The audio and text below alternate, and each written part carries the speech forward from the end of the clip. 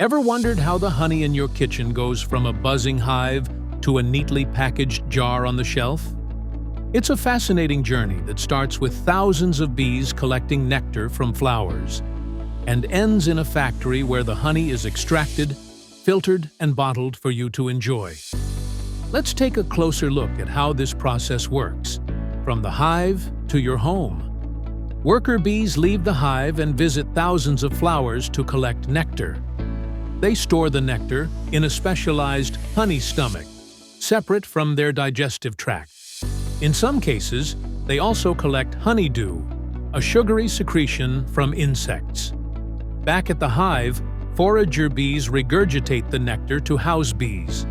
These bees add enzymes like invertase that break down complex sugars into simpler sugars, glucose and fructose. The nectar is then spread across the honeycomb cells. Through vigorous fanning by worker bees, much of the water is evaporated until the moisture content drops to about 15 to 18%, which makes the environment inhospitable to most microorganisms. Once the honey has reached the right consistency, bees seal each cell with a thin wax cap to preserve it. Beekeepers monitor hives to ensure the honey is ripe-capped and ready for harvest. In commercial operations, hives are typically managed using movable frame systems like the Langstroth hive, which allow easy removal of the honey supers without harming the colony. The honey-filled frames are carefully removed from the hive. This step is done by using bee smoker from burning pine needles. Against popular thought, the smoke isn't to warn the bees someone is entering the hive.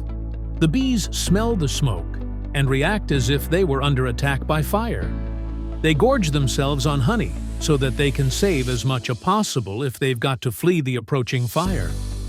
This action makes them drowsy and more docile, and they'll move away from the smoke source. It simply helps protect the beekeeper a little.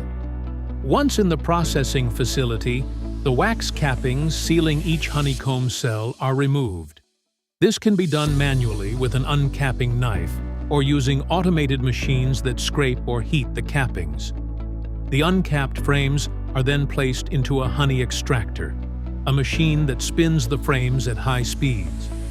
The centrifugal force causes the honey to be flung out of the cells and collect along the walls of the extractor. The extracted honey often contains bits of wax, bee parts, or other impurities. It is passed through filters to remove these particles.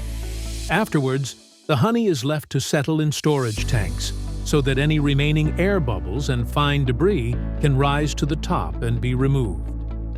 Depending on market requirements, the honey may undergo pasteurization, briefly heating it to destroy yeast cells, which helps delay crystallization and ensure product consistency. However, many producers prefer raw honey to preserve its natural enzymes, pollen, and nutrients. Quality control tests, such as using a refractometer, ensure that the honey's moisture content is below 18%. This is crucial because higher moisture can lead to fermentation and spoilage. Honey is also graded by color, clarity, and flavor. Strict standards and labeling regulations are followed, especially for export markets. The final step in the factory is bottling or jar filling. Modern industrial facilities use automated packaging lines to fill, cap, label, and sometimes even date the jars of honey. Some honey is also packaged in bulk for further processing by food manufacturers. The packaged honey is stored in temperature-controlled environments to maintain its quality. From there, it is distributed through various channels, ranging from local retailers and supermarkets to international export markets. Logistics systems ensure that honey is transported safely, maintaining its low moisture content and high quality until it reaches consumers.